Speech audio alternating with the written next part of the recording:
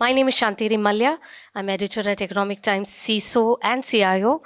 And it's my pleasure, as always, to extend a welcome to our communities for such exclusive conversations. So, thank you so much. It's a Thursday evening. And as always, immense gratitude. Bangalore traffic is never easy to navigate. And you've all made it on time. And we're starting exactly on time. So that's a very good sign for us. Thank you so much. Much appreciated. So gratitude to Okta for helping us put this session together to curate this carefully put together piece for this evening. So it's our pleasure to welcome, to my right, I'm flanked by Jack Hirsch, is it? I hope I got it right. Yes, who is the VP of Product Management at Okta. He has made his way to our city. Welcome to India and to Bangalore. Thank you for having me. Yes, thank you so much. And I hope you're having a good trip here and a good conversation is in store for you this evening. So warm welcome. And to my left, we have Okta's regional VP and country manager who heads the country operations, Mr. Shakil Khan. Glad to have you back in our closed room sessions again, Shakil. As always, a pleasure to interact with you. A warm welcome. So let's put our hands together to the two of them. Before we make our way into the evening, and before I get Shakil and Jacques to share stage and talk a little context from my end. I won't take too much stage space, but while we welcome you, we also kind of want to put a little context to this, and they will nuance and contextualize further, and we will hear from you. The primary focus of the evening was also to get our participants to give us their journeys as well. So on that note, beyond the firewalls, securing the new attack surface of AI agents and hybrid cloud. Not preaching to the choir at all, but a little of, 2 cents from my end. So as we know, enterprise security has actually come to a tipping point. Okay, we got that in place? Yes. So enterprise security has quietly, sort of crossed a tipping point, as I was just saying. So the perimeter is not as tightly defined as before. It's become loose in many ways, right? Very flexible. It's become like Bangalore city in many ways. It's grown from all sides. So we really can't define a perimeter to our city anymore, right? We don't know what Bangalore urban and rural is. So also is the enterprise perimeter. We really can't define it in a physical, tangible sense anymore.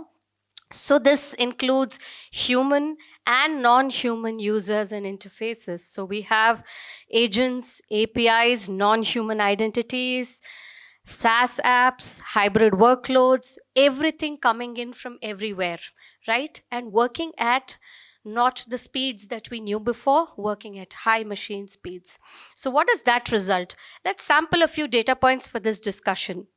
So lots of data which we come across, but I just kind of put in 3 or 4 points for our reference here. Over 45% of security breaches today involve compromised credentials and not malware per se, right? I'm sure many of you have differing points of view, but we'd be happy to hear from you during the course of the evening. So identity has become the primary attack vector. And it's common discussion now, I'm sure, as security leaders, as data leaders, as digital decision makers, you will be an integral part of this burning problem, right? Non-human identities such as service accounts, bots, AI agents now outnumber human users by 10 to 20x in quite a set of enterprises. Yet, as we know, most remain unmanaged or sometimes not visible at all, right? With Gen AI adoption accelerating, AI agents are increasingly making the API calls. So most of the times they're kind of interfacing, interconnecting, talking, and the works. They're taking actions on what were human interfaces before are now API-driven actions. They're accessing sensitive data, scary, and they're doing a lot of actions on behalf of users. often without clear governance or audit trails, while organizations are putting all this in place. Of course, none of you would venture to do things because we are under the Damocles sword, right? We have governance issue, regulators on our heads. We have governance mechanisms which are mandatorily supposed to be kicked in. We have DPDP now, which is like we have a deadline of May. Is it 2027, right? 2027 May, I'm thinking, right? It was announced, so effectively 2027 May. So while we are grappling with a number of things, we also have cross-border, multiple geographies that we are dealing with. Could I ask? I'm sorry. What was the 18-month timeline? So this is for the complete enforcement and full spirit of the DPDP. The Okay. new rules which Yep. came into force from November end. So there's an 18-month window, like GDPR had a Yep. window of 25th May 2018. So also we had the DPDP now kicks in full spirit, like Amazing. Wasn't aware of the compliance timeline. has That's great. to be Okay. in toto by, I think, May 2027. Thanks. Okay. March or May 2027. Yeah. Okay. So while we deal with all this in hybrid environments, fragmented identity access management tools across cloud, SaaS, and on-prem also in turn, in effect, means certain gaps, inconsistencies in enforcement, and perhaps sometimes delayed incident response. It could happen, all of these instances which you know. So this roundtable will kind of try to unpack all of the problem statements that leaders may be facing and try to arrive at understanding 3 or 4 buckets in this conversation. And of course, we'll also be hearing from Shakil and Jacques as well before we hear from you. 3 or 4 things where identity is exactly breaking down in real environments. Do you have instances that you could share with us?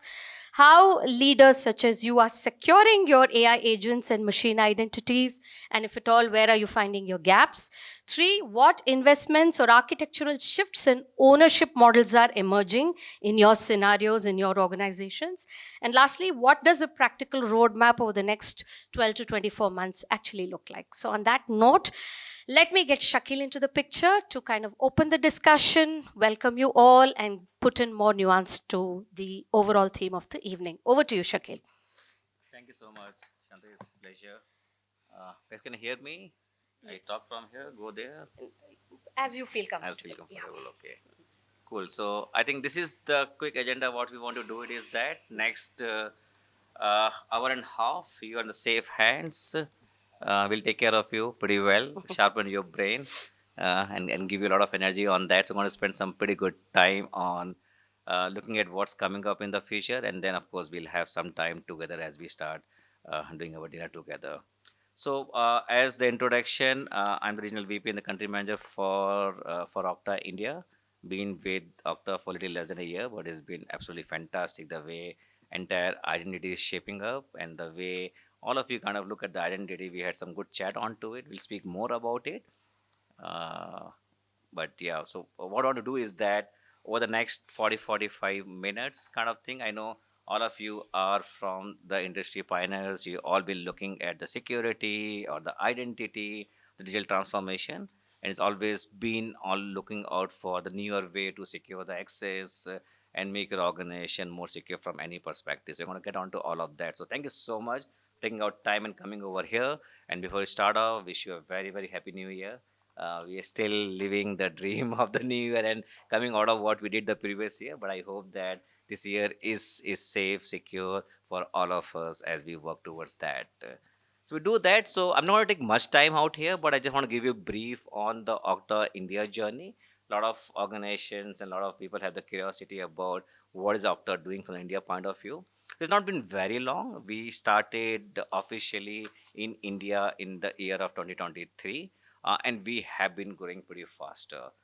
So much so that we have literally been in the 2 years before with less than 100 employees. We are already 700 plus kind of employee base about it, and we're still growing on to it. So much so that India is the second largest workforce outside US, and there's more investment happening onto it. It means that we want to work a lot more closely with all of you, helping you to secure your journey from the identity point of view. Uh, Number two, what we are doing is that we are investing a lot of time energy on growing the partner ecosystem from all three perspective. the cloud, security, and the system integrators. So we work very closely with Amazon Web Services. They are our cloud partner, and we do work with a lot of security companies like Zscalers of the world, Palo Altos of the world, Netscope of the world, and there's a lot of integration what we bring in with that. And of course, then we work with system integrator, which helps us to reach out to the enterprise in the scale and help to solve the problem from the identity point of view with that reachability what we get from our system integrator. So we are doing a lot of investment around that. Of course, India Innovation Center is the most exciting part of it, and we had a good chat around the way the India Innovation Center is growing. A lot of talent out there, which is helping just not to kind of build the product to be used for the local purpose, but from the global point of view. So it's a real global capability center developing product from India for the global use. You're going to hear about the AI security. That's kind of a talk of the town most of the time. You'll hear a lot from Jack talking about how are we securing AI, and that's the interest for most of the organizations. And we had a survey recently which called out more than 80% of organizations have deployed the AI. I'm not sure about how is that, but then every customer we talk about it, either they have an initiative towards that or they deployed it. But very interestingly, the other data which comes out is that less than 10% have thought about it. How do you put up a guardrail around those AI agents or the AI functionality, right? So that's kind of missed out, and this is where we come and help on developing those kind of a tools, those kind of guardrails can help you to secure AI. And then, of course, right, we all been here. India is the focus country from the perspective of the Okta worldwide journey from 5 billion to 10 billion of the company. A lot of investment is coming here, and then we are going to be that force power which is going to help Okta on the growth path, which is moving from 5 billion to 10 billion. Cool. So this quick snips about Okta India journey. For those of you, I think I just gets with little surprise when someone says that they not heard about Okta. Because I think this is kind of everyone I talk about is Okta is well known brand, and then the feedback keeps coming in. Okta is like a lifeline of many organization. If no Okta, no application access onto it. But very quickly, we have two platforms with us. One is called Okta as Okta, which is more from your securing your employees, your workforce. What we do is they're going to hear more about it. But this is a platform, a very unique platform, which helps you. Since a lot of security folks out here, it helps in the journey about how do you look at securing your scenarios before authentication. What are those steps what you should be doing it even before the authentication comes in the play, right? You got to have set of tools and set of hardening steps, set of visibility, set of exposure which you can work proactively to ensure that you make things harder for someone who are not good to you guys.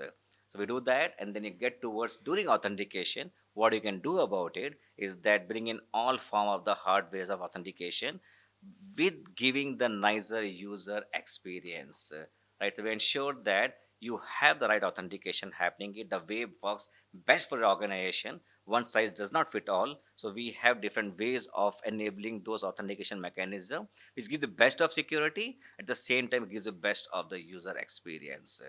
And then most of the organizations stop thinking there, and that's why we start thinking what after authentication, right? Authentication is not the end of the play but the start of the play. So what is that you do it about after authentication? How do you keep monitoring the activities happening around that? Can you be more aware about something before it really goes down?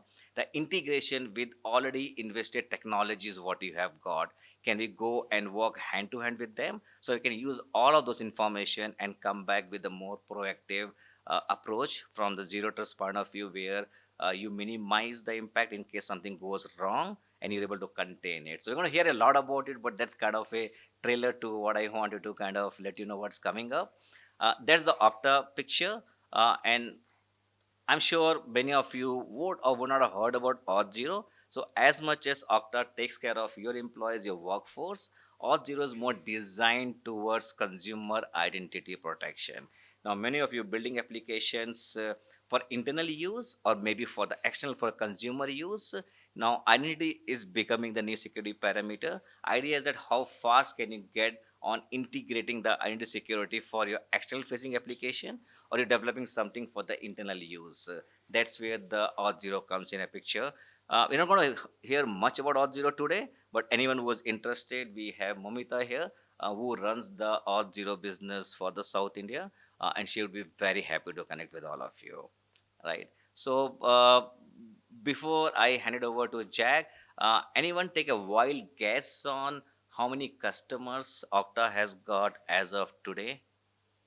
It's just a wild guess, and I think we have some giveaway, some prizes for closest answer as well. Do we have something? Yeah. 100,000. 200,000? 100,000. 100,000? Wow. Jack, customer has a lot of expectation. I think the expectation is on you. I think. I swear, I think I oversold kind of a stuff. F-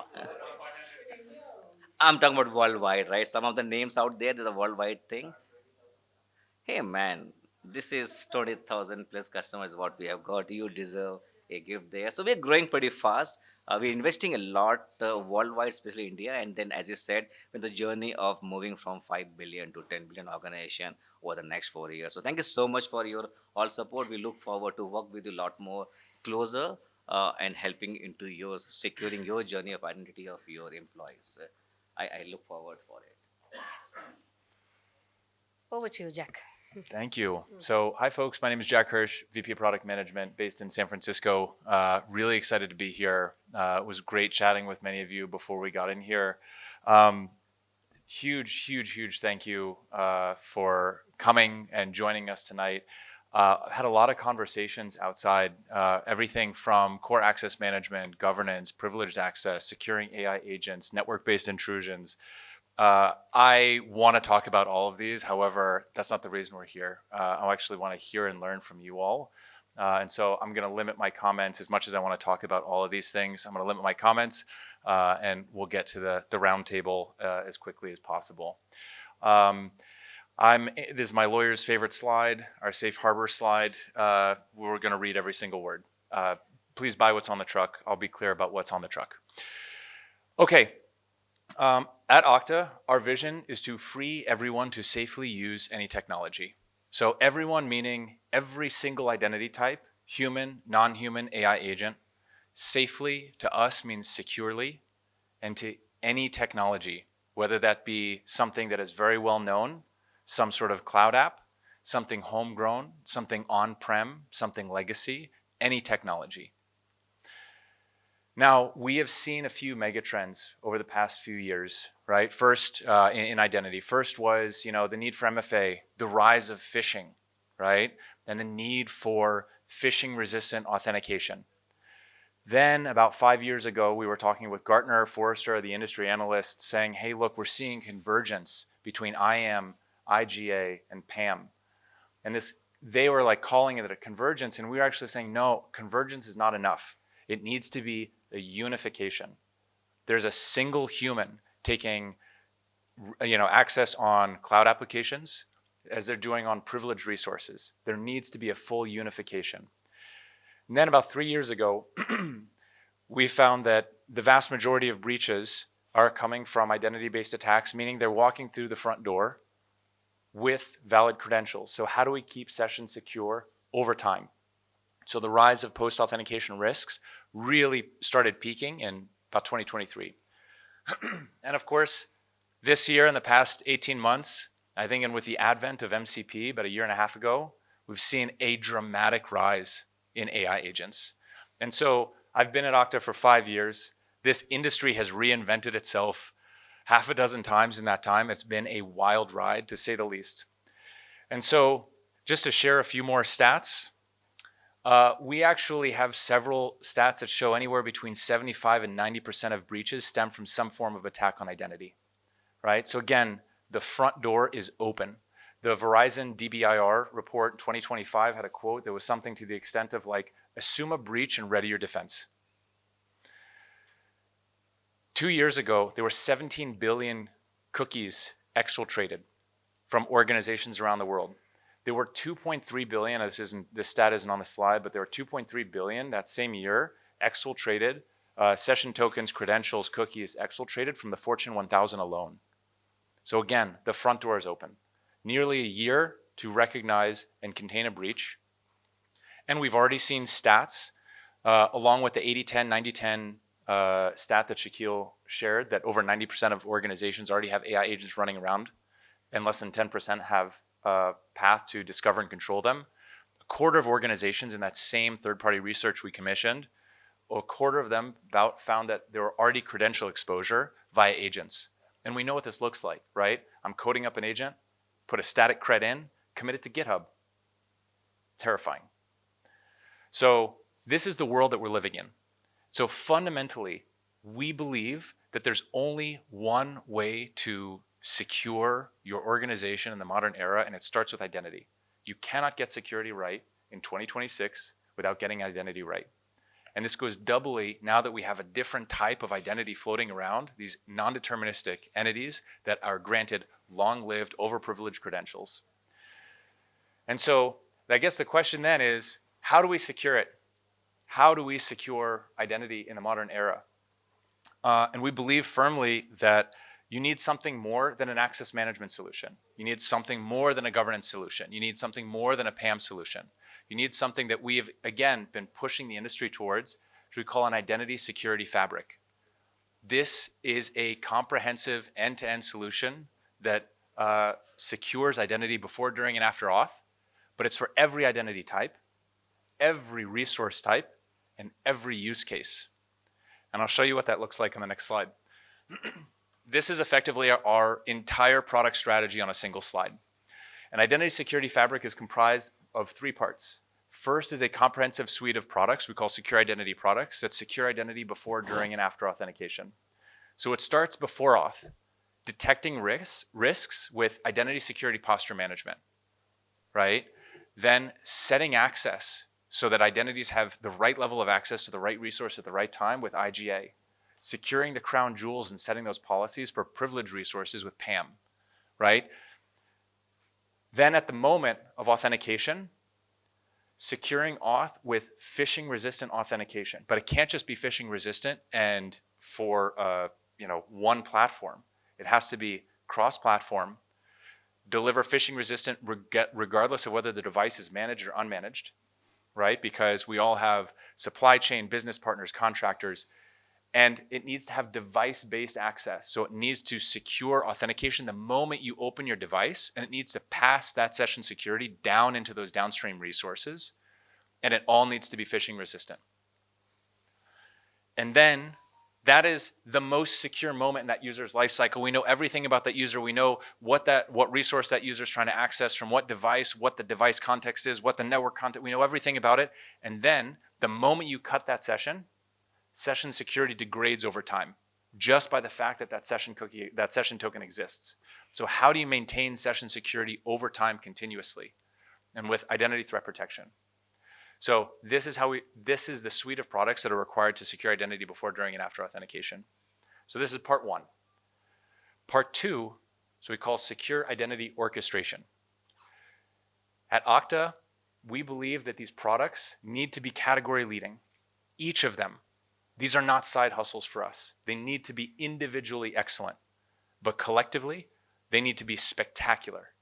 What that means is, we hear, if you would have asked Okta, or we actually have a team internally that's responsible, our own IAM and identity security team and our own DCO inside of Okta, 3 years ago, we would have had individual products for all of these. But what we found, and actually what our customers found and what we heard from a ton of third-party research, is that you end up with higher costs and worse security outcomes because you're doing, as Shantari mentioned, you're doing all the stitching yourself, right? One of the things we were chatting about outside is we're all being asked to do more with less, right? We don't have the subject matter expertise to know everything about your access management solution, your PAM solution, your governance solution, and to stitch them all together. We need to make them collectively spectacular out of the box. Now, the third part is identity is pointless without integrations. We need secure identity integrations to every single resource, whether it be infrastructure, applications, APIs, every single type of identity directory, every single machine type. This needs to be deeply integrated. It's not just SSO, but it's ISPM. You need to be able to do discovery in these resources. You need to do provisioning, entitlements, token revocation, so you can do continuous session security. And so Okta has the largest out-of-the-box set of integrations with over 8,000. And they're much more than just SSO. They go much deeper. And we have a whole set of teams, first-party teams, hell-bent on building integrations as fast as humanly possible and building tooling for our SI partners and our customers and ISVs to build integrations, which is why we have such a commanding lead in terms of our integration surface. This raises security and it lowers time to value. So you get turnkey connectivity out of the box. And then, so that's 3 of 3. But I've got a 3.5 just for fun at the bottom. Identity is critical infrastructure. If identity is down, you are down. We serve everything from global supply chain logistics with FedEx, healthcare systems, transportation systems. 6 of the 7 branches of the US Department of Defense run on Okta. The US, you don't want to hear anything more about the US government. We have 2 houses of Congress, they agree on nothing. They agree on Okta. We proudly espouse that we have 4 nines of availability. In reality, we are much higher. I think last year we closed somewhere close to 6 nines of availability. We do massive scale, 0 planned downtime. And I've got more details around that later. So this is our entire product strategy in one. This is how we secure every identity type for every resource and every use case.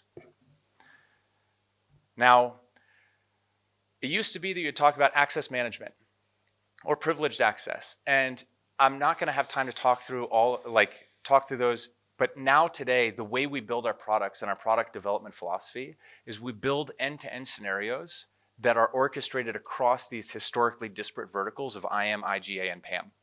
So things like, and we're not going to talk about all these, but like how, and these, you should chat with the Okta team. We can chat afterwards. We'll talk during the roundtable of how you can harden corporate infrastructure and secure AI, how you can secure onboarding fully remotely, and do session recovery fully securely, regardless of whether you're doing first-party employees controlling the devices or third-party. How you can do identity management at scale, how you can defend on-prem and hybrid resources, how you can protect access for customer identities. These cross multiple product disciplines, and we're doing the hard work, and trust me, it's hard. I would love to say we're taking an acquisitive strategy. We're just buying product, and selling it on a single sheet of paper. We're not. It makes it harder to sell because it's not how people are used to buying. They're used to buying an access management solution, buying a governance solution. But this is our strategy. We know that this is what's required to keep organizations secure in the modern era. So in September, we announced Okta for AI agents. This is everything you need to build AI agents to be secure by design, discover AI agents that are already running inside of your organization, control those AI agents' access to the resources. That's the scary part. You get those non-deterministic entities and you give them access to all of those downstream resources. How you secure them in the exact same way that you might secure human access. And then how you govern them along the way. How you ensure that their access stays right-sized along the way. So we launched this in September. We announced this in September. It's launching in Q1. We already have very, very large customers that have purchased this early access. So this is not vaporware. And this is regardless of the platform that these AI agents are built in. Now there's one other thing that's important to note. We are independent. Okta is an independent identity security vendor. We want you to be secure because we know that there is diversity in every single tech stack, in every single organization. Many of our customers have the Microsoft ecosystem, but there's diversity in every tech stack. There's legacy infrastructure. There's custom-built applications. There are cloud applications. We believe that we need to be the rising tide of security that lifts all our ships. We build standards. We give to the ecosystem because we know that security is a team sport. Heavily involved in SAML, heavily involved in ETCIO, the Interoperability Profile for Secure Identity in the Enterprise. We launched global token revocation, the ability for an IDP to terminate sessions and downstream, compromise sessions and downstream resources. And this year, in July, we launched Cross-App Access. Cross-App Access is an extension to the OAuth protocol. Now I'll step back here. CISOs today are given an impossible challenge, right? You have to launch AI. You have to, I want to see efficiency gains. Efficiency, efficiency, efficiency. AI is going to take over the world. You can do more with less. You need fewer humans. And as security professionals, we know that there are two ways to grant resource access to an AI agent. One is static credentials, right? They're long-lived, they're over-permissioned, they're difficult to discover, difficult to manage, right? They're just non-human identities. The other is OAuth. We're all familiar with OAuth, right? Do you want to give this AI agent access to your mail? Do you want to give this AI agent access to your CRM? It's a nightmare in the enterprise because you're divesting control from the central security plane, the security owner, down to the end user. It's great for Facebook, terrible for the enterprise. So in July, we announced Cross-App Access. It was adopted as an open spec by the IETF. And what this is, and it's a simple extension to the OAuth spec, that it just first checks with the IDP to see if there's an IDP policy governing this identity to resource request. And that allows the IDP to define policies for that request in the same way that you would define policies for human users. Now, while Cross-App Access was accepted into the IETF OAuth working group, in November, actually before this, but it was announced in November by Anthropic that it was merged into the official MCP repo. It became the default enterprise authorization mechanism for MCP before Anthropic gave this out to the ecosystem. We are defining the standards for what it takes to be secure in the modern era. So we are independent, we are neutral, doesn't mean we are pacifists in the fight against security breaches. We're flexible, we support open standards. We believe that security is a team sport. We partner with everyone because we know that we need to support the diversity in every tech ecosystem. Now, let's talk quickly about governance. How are we doing on time? We're okay. Okay. We're pretty okay. Okay. Maybe we could just about. Okay, wrap I'll this do up. a couple more minutes. Most people think about Okta as SSO. We have the fastest growing governance product in the history of governance products. We have our last publicly disclosed number is 1,300. This is a closed door room. Let's call it Friend DA. We have more than this, but last I'll share is 1,750. Stay tuned to our Q4 earnings call for more. This is the speed, so you can guess what those lines are and which IGA vendors started in 2005. Which IGA vendor just raised $700 million to go buy out contracts that was started in 2010? We started 3 years ago, and that's our ramp. We are the fastest growing IGA product in history. And the reason is because we're leveraging all of the out-of-the-box integrations that we have, and our time to value is actually matching small startups and their IGA team because they're going in and just doing everything for the customers. Like the vast majority of IGA deployments are in distress. We're seeing meaningful adoption across all of our customer segments in under 30 days. And this is like procurement department in one geo and implementation in another geo. Half are deploying in 6 months. There's third-party research I could share delivered by Forrester that's showing, like, again, against the legacy competitors, over 200% ROI on governance. So like governance is not a side hustle for us. It is a meaningful investment. Again, these products need to be individually excellent and collectively spectacular. So just, I'll close out on identity being critical infrastructure here. This is a Gartner stat that 70% of IAM customers experienced customer-facing outages, significant customer-facing outages in 2024. This is a public stat that Gartner allows me to share. What Gartner will not let me publish is that 0 reports came in about Okta. And again, everything that we do, we treat the trust of our customers with great reverence. right? And so our availability, our resilience, our performance is a meaningfully differentiated market. Now, as a testament to our investment in global expansion, we're just launching, the press release hasn't gone out yet about India, right? Monday. India in-country data residency, fully resident, fully resilient in India, announcing on Monday. Great to be here, excited to be at the party. So with that, thank you. We can jump into the round table. Thanks for the time. Thank you so much, Jack. That was fantastic. A round of applause for him. Thank you, Shakil. I think that set the context for the evening. Great announcements. The new year begins on a high note. I think Okta is, and that was a spectacular number. So you have your work cut out for you as well. So great. Before we start off with the discussion, just a quick name, designation, organization from each of you, which will just so that we collectively have a sense of who's who. We have the tent cards, but we just like to hear from you as well. Can we start off from there, please?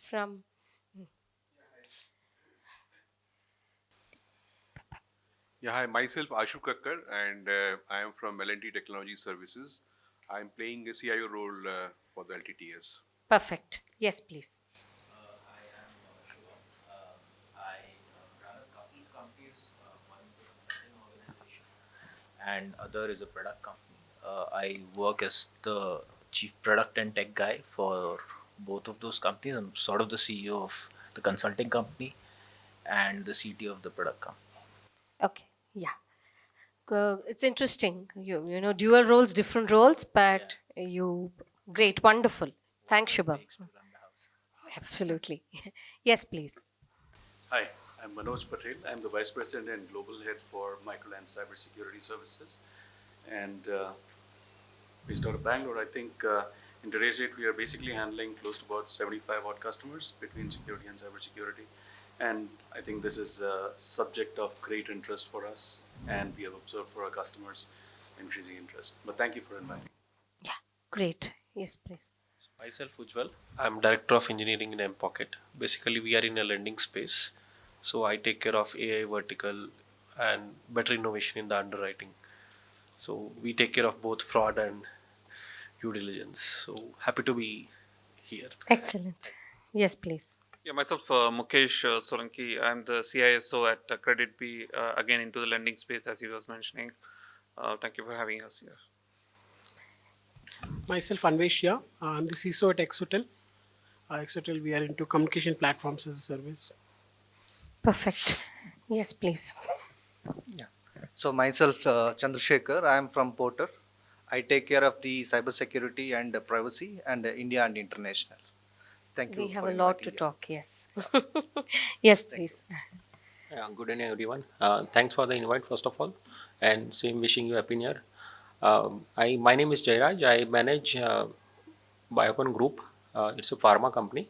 I manage governance and threat intelligence globally.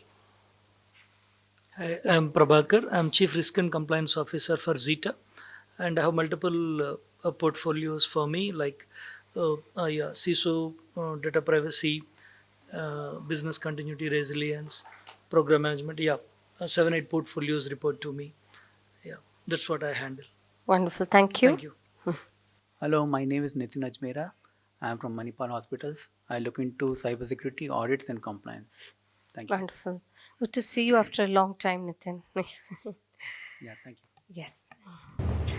Hi, good evening. I'm Anshu Bhatnagar from Allen Career Institute. I'm Anshu Bhatnagar from Allen Career Institute. I'm looking after GRC practices, IT GRC practices. Wonderful. So great. This is an interesting mix.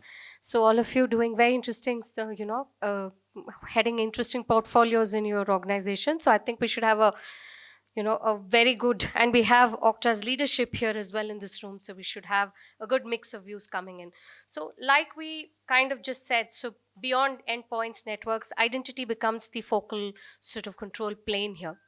So what are some of the dramatic shifts you've been seeing? So you saw Jacques kind of put out some bits of, where there could be, a break in identity in terms of where customers could go right or wrong, and what Okta could typically do. But if we step back and understand your context a little more, what are those dramatic shifts you're saying? So everyone's employing AI agents in some form or the other. So how confident are you? What are your confident levels when it comes to your AI agents?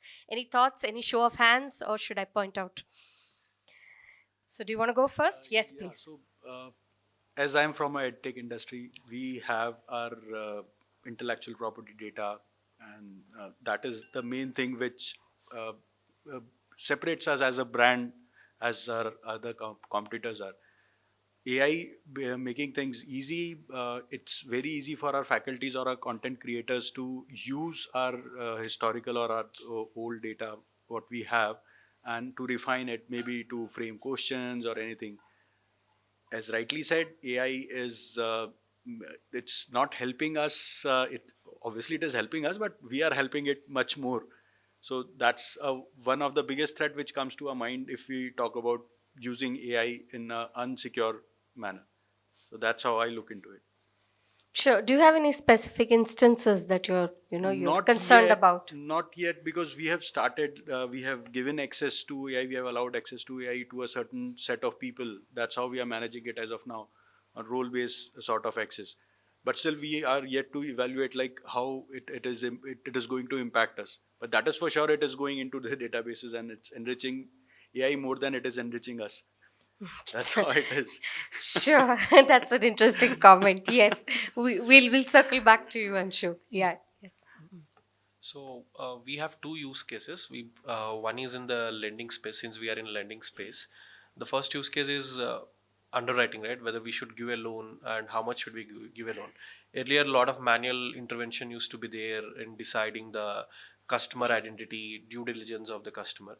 So now, with the help of AI models, we have heavily automated these to reduce the risk of the a company or whatever, the fraud detection, right? So we don't want to be in a space where a lot of fraud happening and the money is getting siphoned. So that's one space. And interestingly, since we are in a lending space for students, so our vision is to empower the youth. So we started thinking of how we can empower them by creating a tech as well. So in the same space, we have built in called AI tutor, like without any physical tutor, using AI avatars. So we are able to teach millions of students in India for just 1 rupee per day. And using this AI avatars, uh, we are able to teach students and able to solve AI questions virtually. Like basically, like they can ask any question and the avatar will be answering all those questions, and which was completely live in this Jan 1st onwards. That's our new product. So we see a lot of traction, but the biggest risk we see here is how can we make sure whatever the content coming from AI, right? Because this is like completely generated from AI space. We are not doing anything manually. So how we can make sure the content is coming very genuinely, and it reaches to the millions of students so that they don't feel offended that whatever the content we are playing uh, is not relevant, or it's relevant to them basically, right? So that's one of the thing we are working on it. How can we make sure whatever the content we are generating from AI is more authentic and more relevant? So that's our biggest thing we are trying to figure out. Yeah. Sure. Authentic and Yes. relevant content. Yeah. Okay. Great. So Anything? Yes, please. Yeah, I mean, since your question was around, identity and attack surface, one of my major anxieties when I work with clients and I work with a strategy management client based out of Dubai is, um, am I giving too much access to my AI agents? Because see, the problem that happens is when a developer is writing code or when my teams are writing code, they usually think from a system access perspective. They're not thinking from an AI agent perspective. And even if you don't write a completely autonomous agent, and all the agent is doing is just executing a workflow, even then you're not really sure why is the agent knocking at the door, right? And so that creates a lot of anxiety in my head, as to is the agent surfacing data that it's not supposed to surface, or is the agent accessing, and write access is a major headache. So one of the things that I've told my teams is, if you are using AI for decision making on behalf of the customer, don't do it, right? Because I don't want to give write access yet to AI agents. But as far as read access is also concerned, there's a huge amount of I'll give you a real world example, right? So the product that we're trying to build is for a CEO, a project management organization under the CEO. So think of, large organizations, government organizations, which are running projects worth billions of dollars, right? So they have very large program management teams who are tracking all of those projects. Each program management team has access to only that particular program. However, the CEO of that government organization has access to everything. I don't want my agent to give access of certain data that a certain team should not have. And I don't really know what the autonomous AI agent is going to do in that case, right? So that's one of my biggest anxieties in working with the AI agents. What I really would love for is, you have a much finer grain control when accessing data, and it's not really tied to access but tied to identity. So when the agent knocks at the door, you ask the agent what is it that you want, and then you give access to the agent, instead of just agent coming in with a token and giving access to the agent. That's one of the major issues that I've had in some of the cases that I've seen. Interesting and spot on, actually. Any other thoughts here? Yeah, because as you asked, no, the question, the evolution of this, identity access management or the multi-factor authentication. There are so many things have happened uh, over a period of time. But for the past 3-4 years, if you see, I come from a technology service provider entity, and but my customers are regulated entities. So identities are very critical. Even you see the India stack we call heavily relying on identity. Today you take Aadhaar, it's heavily relying on identity. So the identity plays very critical role. It's a critical infrastructure, and today, as you said in the beginning remarks, and a lot of people access a lot of stuff for their requirements. Human users, non-human users, the applications, the APIs, the agents. There are many. For me, it's a user community. Whatever the user you call it, application is also a user. A user is a user, a non-human user, or even a infra. Somebody wants to access a resource or an infra.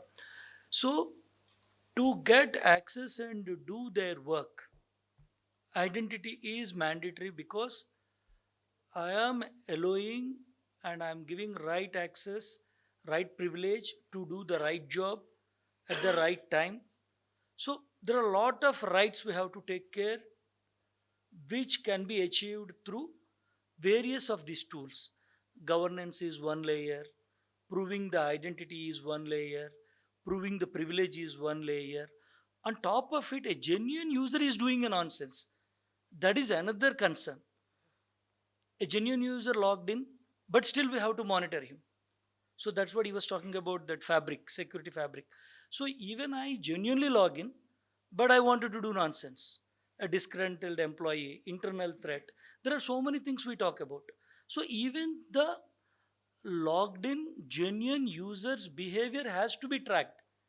At an appropriate time, we have to revoke or block, or we have to take some action. On top of all these things, this entire ecosystem shall support your forensics if an incident happens. So, this is the criticality of the identity. But from a perspective of simple word identity, identity means I am Prabhakar, but I have to prove to the system that I am Prabhakar. Then I am also having genuine intention. The second part is very critical. The first two we have achieved. I am Prabhakar, yes, my name is there. My authentication is there. But how do I prove my intention? Right, that's interesting. Yes, Jack. Can I yes. respond to two Yes. things? So Shubham, So that is where, sorry, I'll complete. So that is where the continuous monitoring and running the entire login till the logout, making a request, getting the response. So this entire monitoring piece, logging piece, and you may call it identity observability. Probably I'm throwing a word now. I don't know whether it is there in the, maybe Gartner can pick it up. So this identity It exists. observability is It very exists. critical. Mhm. So that is what I think. And we have a product, and we developed, and these are all the thoughts I give it to my team, and we do all these things. This Absolutely. identity observability is the one I'm very particular about. And of course, we have dashboards, metrics, uh, throwing people, deactivating on the same day or a before day or after day. A lot of these anomalies do come up, but even sometimes failed attempts I don't mind, because his intention is good. But if his intention is bad, the real identity is of no use. Hmm. That is the crux. Absolutely. So perhaps Jack Can I- could. Yes, please. Two quick things.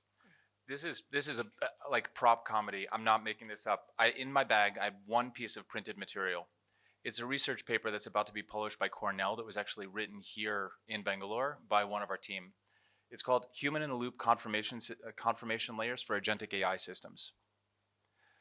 The patent is already filed in the United States for whatever that's worth.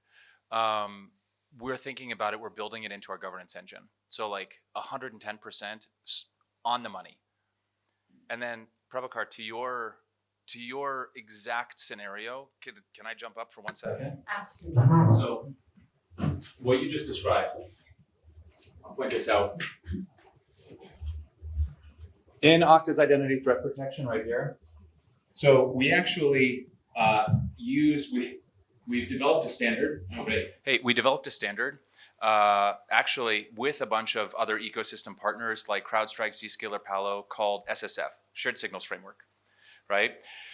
Identity threat protection we will both be an emitter of risk signal ourselves at the IDP layer, but we're also a receiver from CrowdStrike, Zscaler, Palo, Netscope, et cetera. And so, for example, let's say you're using one of those malicious behaviors. Let's say Prabhakar is using a document in Box that is marked as internal only.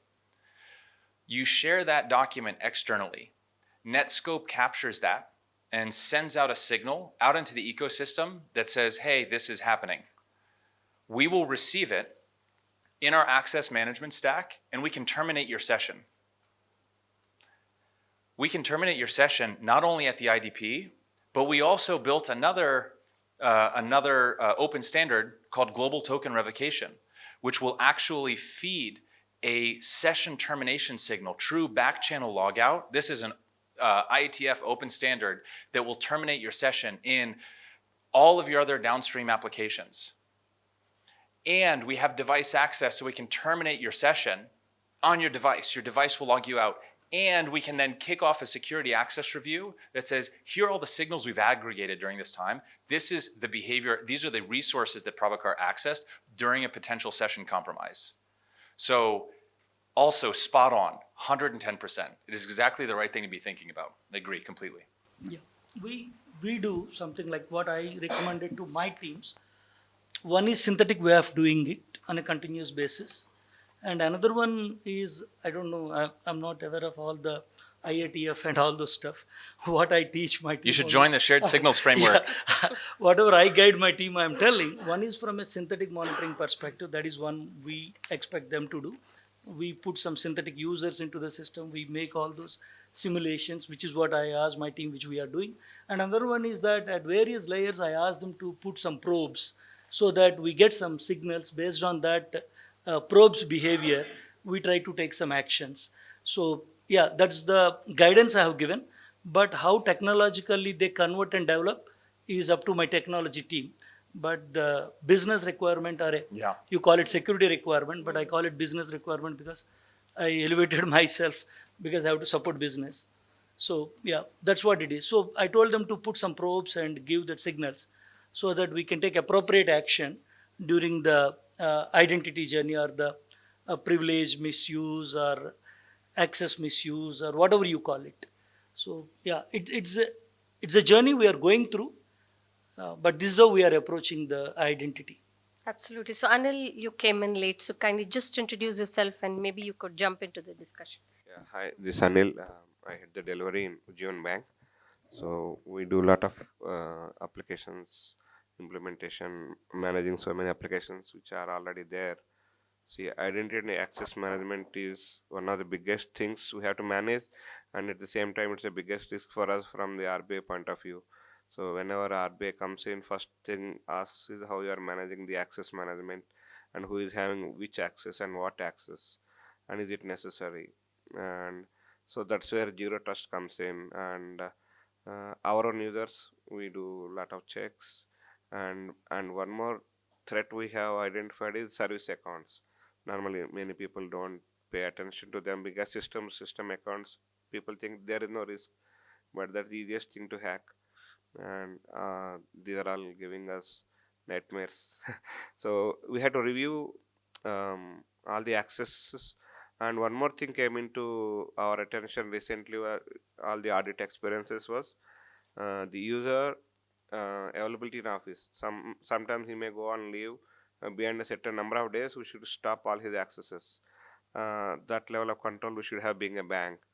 So that's one more implementation we did recently. Beyond 3 days, if he's on leave, all his access should be surrendered voluntarily. If he's not done, we have to do it automatically. So those kind of controls we are being expected to do that. And at the same time, vendor access also is our responsibility being the bank. There's one more risk we are facing. So see, Okta kind of partners, they're helping us. So we will see what all new things Okta is offering us. So which can So, what are you evaluating right now with Okta? Okta, this AI agents we are not yet started, because see, again same thing, what access AI agents require, and to what extent they will penetrate into our systems, we have to assess first before finalizing our AI policy. That's where we are exploring now, how to protect my data if I implement an AI solution. So that's the basic core thing we have to finalize before coming into AI. So we are very cautious on that part, because data security is the primary goal of any bank, and our regulator is very strict on it. So these things, if you can help us, then it will be easy for us to go for AI solutions. Sure. So, very clearly, as we're looking at, as Prabhakar and Anil really pointed out, we're trying to, very clearly, most of us are in the place where we are trying to expand our legacy tools, right? Our cloud native tools or our traditional legacy identity access management tools to kind of now look at governing AI agents as well. So where do you see the breaks? We got a couple of instances here. Where else do you see the breaks? Where do you really see things falling apart or coming together? I think one part, what Jack, you talked about, the the autonomous behavior or character that an agentic AI or an AI, agent is built on. It is supposed to perform the self-paced learning, decision-making, and execution to a great extent, which means that, and you talked about the relay actionables, which basically goes downstream, etc., which means that the traditional identity security really has been only a negative connotation, and it actually throws a couple of steps backwards, right? Whether it's a service account, as you talked about, with regard to the upstream downstream application data exchange, or whether it is basically companies that are going into microservices framework and basically transforming their legacy applications into what is our Lambda or container based environment, and spinning that and removing that, or provisioning, deprovisioning again the credentials that are basically engaged into those environments. It is absolutely important for us to basically look at the AI based identity management platform, because otherwise it's kind of killing and kind of getting into a ticking bomb. Sure. So what you're suggesting is to move to something that completely consolidates everything, or what's your idea of this? Consolidation at a identity provider layer is not really something I'm looking at, and I'm not seeing that as a trend. I'm seeing customers basically having a certain level of diversity, certain level of resiliency, not only looking at resiliency in the contract, or the resiliency that is inherent in the provider's DNA, but also the resiliency that can be exercised by the customer by segregating the risk between two different providers. So if at all in any situations one completely takes an impact, you always have the ability for an alternate path to access those critical applications, right? So, what are your non-negotiables in a contract? Non-negotiables in a contract is basically resiliency, um, the transfer of risk, right? I think those are some things which are non-negotiable. But yes, I mean, this completely is a statement I'm making on the back of the transformation that we are going through right now, which is the agentic AI. From a high-tech industry perspective, it's actually becoming a biggest disruptor because cost of operations has to go down. At the same time, you basically had identity operations, which is also evolving in a big way right now, because what you're providing is a dashboard. What others are also providing from an identity threat detection and protection purpose, it's an information which somebody has to basically consume and then take an action, whether it is basically reading the telemetry data or whether it is basically looking at the kind of behavior, which is what we call as the entity behavior, user identity behavior, whether it's the entity behavior analysis, right? It's still kind of increasing cost, but at the same time, the AI agent is absolutely important, and that's something that is hitting us at a high-tech level as well in order to make sure we are able to drive at an accelerated pace. So that's the priority for us. The journey is a priority for us with the safeguards of consumption. Okay. Any other thoughts here, Nitin? Would you want to jump in? Yeah.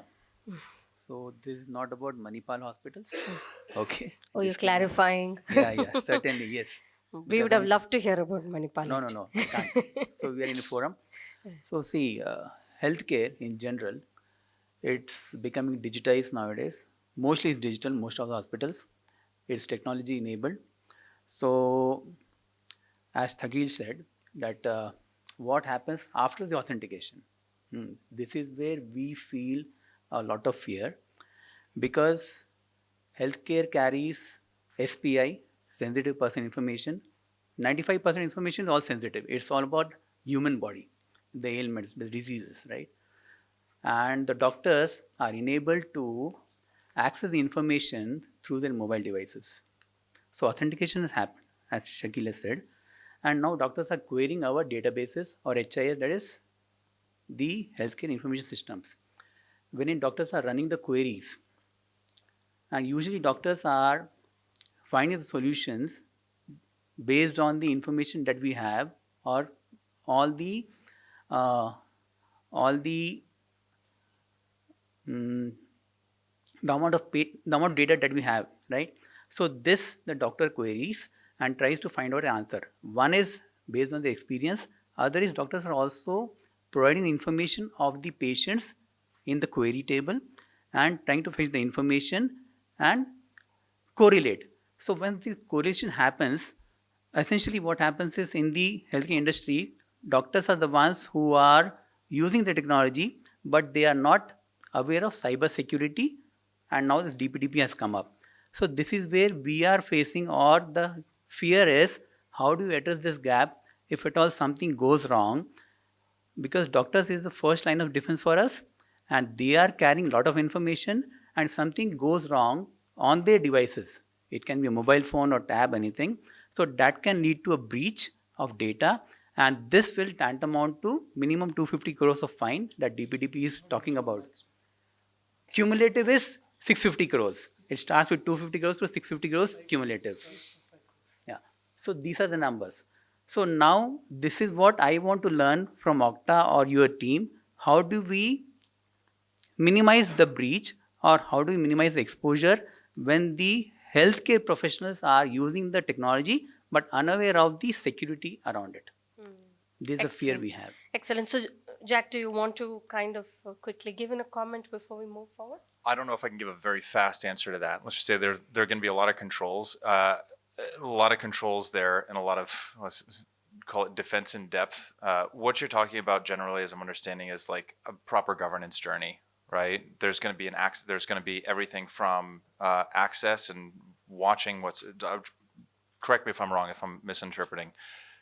You're giving access, they have access, the session's granted, What sort of behavior are they taking? What sort of activity are they doing? What sort of data are they pulling? Is that what you're sort of alluding to? That's one part.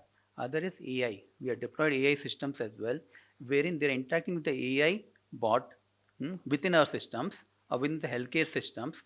And this AI bot is answering, asking for more data, more information from the doctors, such as, let's say I'm a cardiac patient, okay, cardio patient. So now the AI bot will ask the doctors, give me more information about this human body, which the doctor is dealing at that moment in time. So doctor starts giving more information. Now in this more information giving, the process, doctor may disclose some information which can be PII or SPI. This is the issue we are facing in the healthcare industry. So how do we address this gap? Do we have any solution? Okay, can I add Please. one question on this? So most of the doctors, they don't use the ordination ID, they use the personal ID.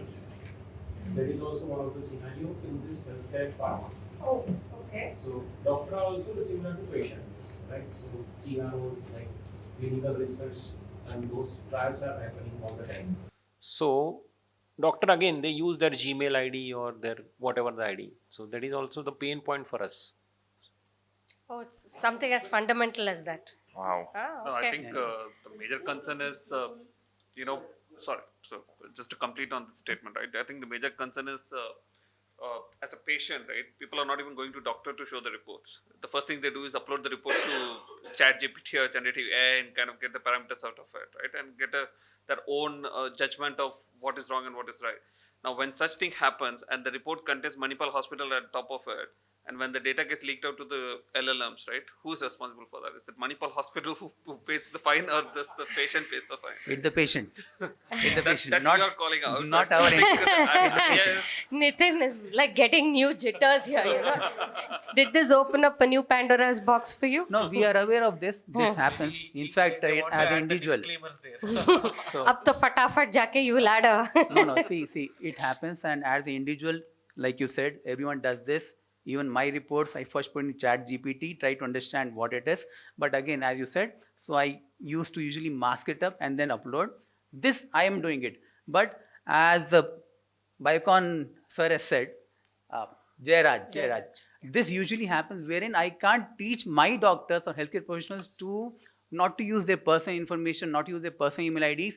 And the first response we get from the doctors is, I'm here to treat the patients, not to take care of your cyber security. I can't remember this 11 character passwords. It should be 1, 2, 3, 4, 5, 6, 7. That's the response we get from doctors. And since doctors generate the business, we can't push the controls. They say I have to handle 100 patients. I can't keep on typing the password every 10 minutes when the system gets locked out. Putting They in want, MFA, they want the itself screen is to be pain. open all the time. And that's practical. I think this is little beyond the identity. The doctor's identity is proved. He's a genuine guy and he is trying to serve the patient. So it's not an identity problem. The problem what you are talking is more from a data can be misused or a data exfiltration or data is going to the wrong hands or somebody else's data is being used for a different purpose. So you have to go for a different solutions where anonymizing the data, generalizing the data. There are many other solutions which you have to use. So they can have access only to a metadata or a symptomic data, not attributable to a particular individual. Because I had a large portfolio, so I'm just Because time, understood. But again, to but answer at least this, for me, I don't know Okta is getting into that business. I don't very know. soon. I don't know that I at Okta can stop you from uploading your medical records to ChatGPT. Yes. but see again, time is the essence. Yes. There's no time, right? So that's why. And what is ChatGPT? It's convenience. Yes, that's Correct. So time We and can convenience. understand This is doctors where having the 1, 2, exposure 3, 4, happens. 5, 6 as password, but software guys also use 6, 5, 4, 3, 2, 1. that is crime. So, you guys don't use MDM on your doctor's phone, or they don't allow? We have some devices which are MDM controlled. We have implemented MDM solutions as well, but we really can't do this for so many doctors who bring their devices. They do it with their mobile system, their mobile phones, and they want the flexibility. Sure, MDM might be a privacy. We can't do it. So the awareness is one of the very big concern as far as if we are dealing doctors, and that too senior doctors, they might not be very tech savvy. Absolutely. A similar use case what I was talking about, But like generally my the point what faculties. we are talking is beyond identity, because Exactly. identity is That is proven true. here. But we are actually- talking about data leakage or the issues. But I'm or actually a curious. Absolutely. DNA leakage and all. Yeah. I'd love to hear more about the use case. Like, legitimately, I want to hear more about the use case of the sort of personal device for doctor usage. Are they? We can take this off. We can chat about later over dinner maybe. But I'm super curious to see, like, what are they entering the patient information into? Or is it like directly in a ChatGPT that we're worried about, or is it that they're putting it into some sort of system where it's meant to be, but they're refusing to auth into that system, and they want to use their Gmail to auth into that Also, system? sometimes what I've seen, because I've worked with a few medical clients, is what they do is they take screenshots and they'll send it to WhatsApp to another doctor or a WhatsApp group, and then it just opens up an entire. And one of the other contexts, Jack, is the density of patients in the country. So some of the senior doctors, while awareness is critical, they're dealing with a huge density on a day-to-day, on a real-time basis. Yeah. So one of the legit things, while Nitin's point is well taken, it just becomes very difficult for them to keep pace with the security controls, which is why they maybe turn around and give very brusque replies, because the need of the hour is to get that person, to get that particular problem statement out of the way. It could be something as simple as maybe, a GP who has to deal with maybe as many as 50 patients in 2 hours or 3 hours, which is a lot, right? So given the numbers we have in this country, it's a very real problem. So I guess that's a context you also have to have in mind. Yeah, this is I super. can give one example. Yeah. Basically, if people remember earlier WhatsApp images, you can take screenshots, right? There is a lot of morphing happening. Now WhatsApp has blocked not to take screenshots when you open. So similarly, we tried in our app, like, because we are a loan management, right? Like, a lot of customer support people used to take the screenshot of the loan details and they used to send in WhatsApp to the customers saying this is your loan due. But actually, a lot of data gets leaked because he is a customer agent. A lot of valuable information for the company will be available in the admin dashboard. So we also tried to block the screenshots, but still people use their cameras, other phones, and take They the use secondary screenshots. mobile phone. Yeah, other devices and Okay. Yeah, that's true. That's absolutely true. So, Jack, I want to come back to you here for a simple input here. So, organizations are also at times under pressure to consolidate, some of their stacks, right? In order to look at their productivity, cloud stacks, so on. So, how does this, in your conversations, how have you really seen this work for or against in terms of long-term costs? Does it really increase their risks? Does it really kind of, so what are the pros and cons? What do you see? We'll also hear back from some of them here, but what do you think? What are your 2 cents around this? Well, I think there are some costs to be worried about. There are sort of a couple different ways that you can think about consolidation. One is you consolidate on a single sheet of paper, right? A single invoice. And there are other big security vendors that take very acquisitive strategies, right? And it's literally just a bunch of adjacent products next to each other that might talk to each other. They might call it a platform, but really is a bunch of adjacencies. And the goal there is market capture, right? And so what you end up doing is you get some economies of scale just by buying from a single vendor. But then you still have those sort of stitching costs and the total cost of ownership goes up. And the reality is that is a cheaper way to take a set of products to market for a particular vendor. The other option is sort of the closed ecosystem option, which I'll just declare openly, like there's a small forum. It's Microsoft's approach, right? Microsoft's approach and their commercial incentive is to keep you secure when you're in the Microsoft ecosystem, right? And their approach is vendor lock-in, right? So we actually I was sharing this with Shaquille earlier, I actually spoke with Microsoft leadership and a very, very large international customer as we were developing that global token revocation system, where we were like, hey, there's this open standard. We worked with them on shared signals framework, but they stopped short of allowing global token revocation. And we're like, why? You're so close. You're close. And they actually told us that it works against their commercial incentives. Their commercial incentive is that they want to keep you locked into the Microsoft ecosystem. And if they were to support these open standards, they would actually lessen their competitive edge. And so what that ends up doing is you sacrifice security for a potential financial gain, right? And so those are the concerns. Our approach is slightly different, maybe a little bit benevolent. As I said, potentially harder to sell is this idea that we are not just taking a bunch of acquired products and selling them on a single sheet of paper. Our goal is to increase security and reduce TCO. So we do the hard work at stitching TCO, total cost of ownership, right? We do the hard work of stitching all of the products together so that smaller teams can deliver more secure outcomes and better end user experiences for our user populations. So those are some of the trade-offs we see. Right. So yes, please. I have a question. So, do you have any vendor onboarding or vendor due diligence? Like, let's say, like if I want to partner with any other companies, because we are banking, right? We want to make sure they are also well secured. They have antivirus installed or whatever, like, because our data is being consumed by them.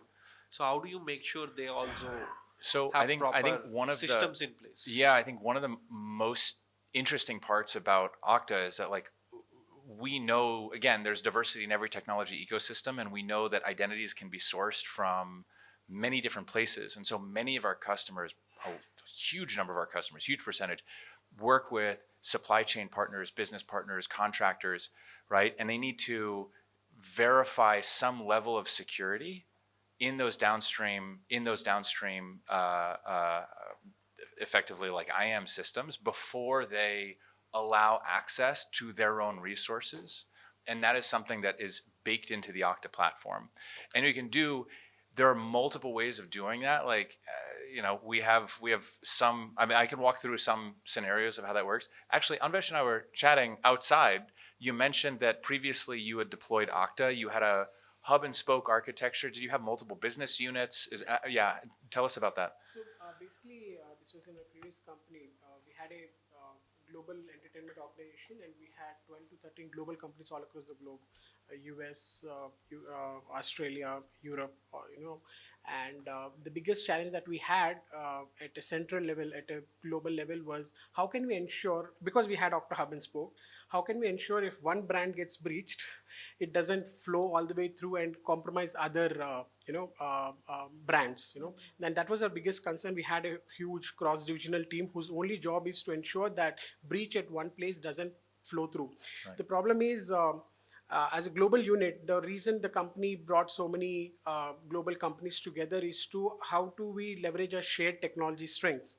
But sharing technology strengths means sharing ecosystems together, bridging them together. Yeah. And we as CISOs don't want to bridge, because then you're opening the gates for risks also to flow through, right? So I think ultimately we did have almost almost 2 to 6 months just to how do we secure Okta across all our places. The challenge we had was in the complexity. Okta gives lots of security, but we need to have the right people with the right skill sets to configure Okta securely in such a global model. Because you had the distributed business units, each doing their own. So since you've been working, since you worked on that, we actually launched a product called Okta Aerial that sits above tenants. And as you bring tenants into your trust boundary, you can define IDP to IDP rules. And effectively, and you can do and we're building towards setting things like min-bar security policies, different authorization levels, authentication levels for different resource sets. So that's new. We actually had and one other sort of interesting customer example, there's a very large retail chain in the healthcare space in Australia. I don't know if their logo is referenceable, so I'll just keep it to myself, but they just went through a very large public merger, had to go through a bunch of scrutiny. And as these two organizations were merging, they were using Okta's ISPM to, actually, this is funny. I optimize my life as a product development for handshakes, thank yous, and hugs, right? People saying, I got value out of the product you built. What they did is they wired up Okta's ISPM, which connects not just to Okta, but to other IDPs, and actually connects to other downstream resources to verify the right level of access to the right resources. And it detects things like misconfigurations, privileged users, MFA bypass scenarios when you have multi-tenant scenarios. and they used it to basically scan both tenants at the same time. It sorts the issues by compliance frameworks and creates a burn down list. And as I visited their offices outside of Melbourne, this is like 6 months ago, there was a guy ran out of an office and was like, "Hey, are you Okta?" And I was like, "Yeah, I'm the Okta guy." They're like, "You built ISPM, Okta's ISPM." I was like, "Yeah." And he ran up and gave me a hug. And he said it made me a hero in front of his boss, the CISO, who I was walking around, because it created a security burn down list for exactly that scenario to ensure that you're right-sizing access and right-sizing security controls before or as you establish those trust boundaries and before you start sharing access to those resources. So 2 big innovations, I think, since the last time you played with I have a Okta. question. Now that we have AI which can partly play the decision maker, provided it has the right context, right? And I think I understand we have lots of great products like policy governance and all. The problem is, again, you need to have a human who needs to take the decision, and someone who is really interested to do the job, because no one likes to just say, okay, you go here, you go there, right? So I don't know if AI is so Okta is advanced in how it's collecting more context. So one of the thoughts which I had when I was looking at this issue was, why are we not picking up context from HRMS? Because today, that's where, when I was dealing with this global issue, HRMS has all the team identities, which team does what portfolio, all the context is there. But I was surprised how come none of the global leaders, for example, Workday is such a behemoth of data with all the human data that you can think of, which team does what. All you need to do is to Okta to get that knowledge in, and you have the data. You can basically understand, why does a tech support guy need to even access this database. What sort of data in Workday would give you that, Ideally, signal? I'm not sure if it's there today. So of course, this requires some level of what do you call, it all comes down to basic hygiene, right? When you're setting up your Workday structure, there should be a place where we are telling all the department owners, hey guys, make a list of, in fact, one thing which I'm trying to do in my own organization is create a JSON. I'm asking every department to list everything that they do. What is your scope? Write it down for me in a huge Confluence page or something in a particular JSON. And because now I have to talk to 10 people to understand what they do, right? Since I've just joined as CISO for a couple of months, and then I realized, why am I doing it manually? I just have to create a template and spread it across to all the departments. The more granular context I have in what their team does at a granular level in text format, I just have to feed it to the AI to make the decision for me. Right. So coming to because all these, what previously it was just LOR block. Then we had this OAuth, hey, no, we have to have scopes, a huge list of scopes. Trust me, no one has time to go through all the scopes. And then we decided, no, we can't go too granular. We need to have groups of rules. That makes it easy. But even those groups are not granular enough. What I'm going towards is the next evolution of identity is not I don't want to have a PAM and IGAM person. Ideally, there's no reason for that person to exist, because AI can take that decision, because even that human is sitting and doing the same thing. He's trying to identify, hey, which team you are, what is your use case. So it comes down to it's all about context for me. Yep. Collect context about whenever a use case is coming. So today when someone mails me, hey, Anvesh, this is a problem which I'm trying to solve. The first thing I go back to them is, hey guys, don't give me a one-line question, one-line request. Explain me what you're trying to do, who you want, what data you want, which contractor needs this access, for how long they need this access. So the more data we have about the use case, that is your real-time data, business requests that are coming in. All we have to do is feed that, because your AI already has the HRMS. We just have to train our HR people to actually say that, hey, keep this as your source of truth. Make sure you don't have any wrong descriptions maintained there. And all this AI brain has to do is to then actually you don't need a human. Everything would be done automatically by AI. That is my dream. So I can walk through a few things. One is we have, so what you're talking about is sort of like access requests, access approvals, risk-based access requests, but automating the process and figuring out which signal. So there are a few layers of that. First is we actually built an AI system that surfaces 4 types of risk during an access request and access certification process. So we have the system effectively to do that.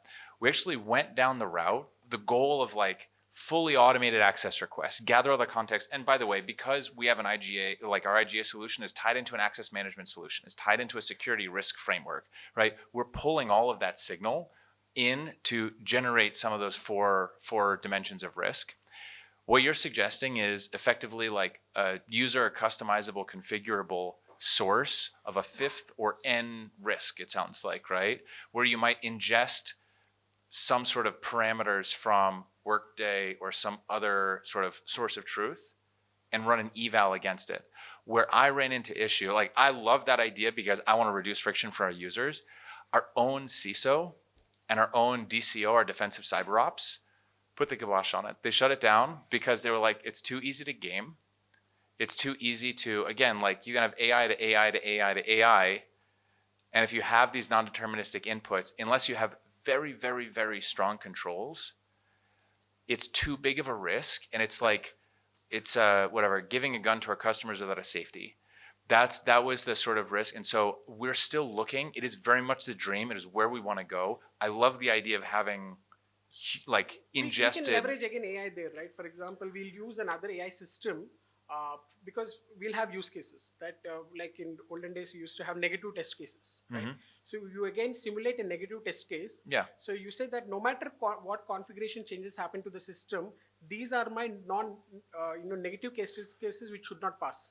For example, so that could be like the overall deny block list at the bottom. Yep. So no matter what changes happen, we can have one simulation to check that under no circumstances this should have without this approval or something like that. Totally. We can have another AI system to, or I think then in the future, all we have to go to audit is show them a huge JSON of how did we configure those restrictions. And that's the only thing the auditors should need to audit. Anvesh, I think it's not scalable and it's not dynamic because the one what you are talking is very static and today's scenario. Please understand the environment is very dynamic and you keep spinning up resources every day. You keep spinning up applications every day. Today you are joined in your organization with set of responsibilities and a set of accesses and all. Okay, you have trained your model and it allows you. So tomorrow your role changes, expansion is happening, new applications are coming and organization is scaling up. There are so many things and so much of a dynamics happen. So again, you have to train that model at every individual. So you are getting like, that's what we call it hyper personalization. So we have to develop something extremely scalable and extremely dynamic. It is as dynamic as minute to minute because you may come to office today morning, but afternoon I will ask you to get out. So I have to revoke or I will simply transfer you to another function. So all your accesses have to be revoked within that minute. But then HRMS will have that data. Impossible, no? That's what I'm telling you. You are talking about end to end. Then you have to bring oracles into picture. You have to bring SAPs into picture and train that on this person's role, responsibility at that dynamic level. So it's all like dream, like very well oiled end to end enterprise. Then why Okta? Then we can develop only one system, like one mega company like Meta or somebody will start and take care of everything. So end to end then. Yes, Ashu, you were saying something. Yeah, that's what. You were saying something, yes. So I'm saying that these are the real world problem and setting up this kind of a view is practically not possible. Yeah, in terms it of, might happen. yeah. At the silver bullet kind of a thing, if we talk, it may not happen. It's like what you are thinking, AI will drive it like that. Like Jack said, also- It's a dream. No, Yeah. but It's so a dream here, to- but so there's a spectrum of where risk is a spectrum, right? And so there might be lower risk resources that you might be okay with that type of access, right? Let's say if you're just doing like license reclamation, right? You want like cost savings, and you might have, so it might be a lower risk resource that you're getting access to, or lower risk entitlement, and that's the purpose. And you might actually say, look, I don't want to waste my team's time and burn my team's cycle on that. Like, so there's, I don't want to let the dream die. Is all to say. Like I want to like aim for the utopia. I don't know, because then when you get into like adversarial scenarios, and as you pointed out, these real world complex scenarios, it gets very, very difficult to manage. I'm not giving up on the dream.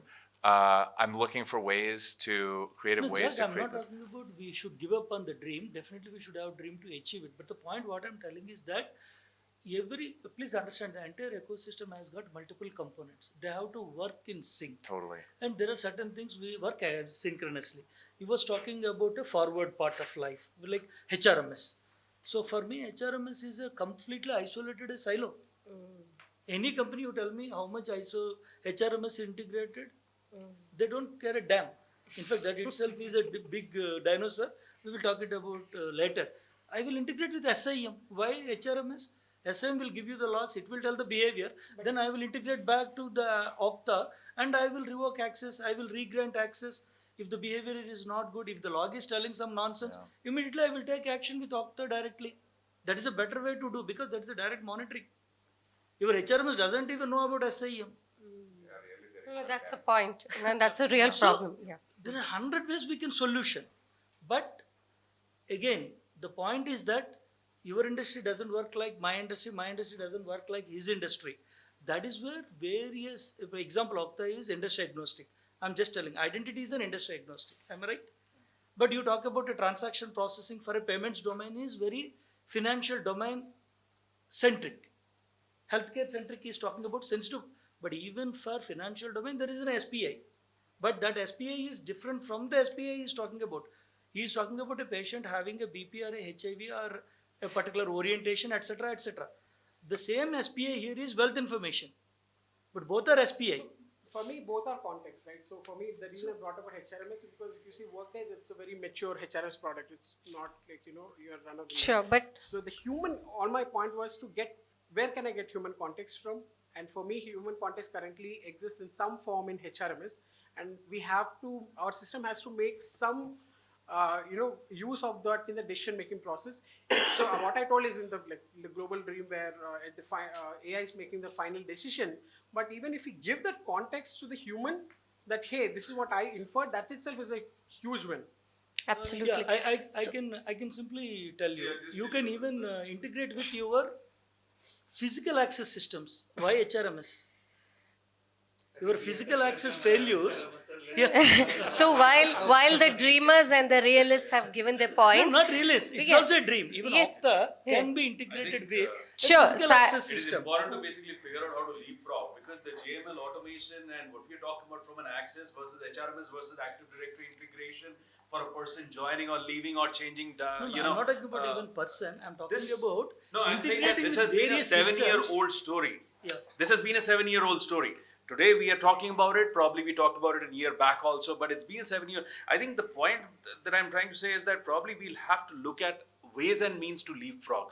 Otherwise, the baby stepwise scaling is really going to kill us. We have to do, but the point I am telling is that the solution shall have the context and to solve the problem, because very difficult to tell that this is the way we do and can be applied to everywhere is not possible. Example, That I agree with you. That I agree with you. I have done data center access, a physical access. I can integrate with my IDAM. Yeah. I can take a lot of decisions based on even my physical security logs of a building management system. Yes or no? Because that's also identity and access management.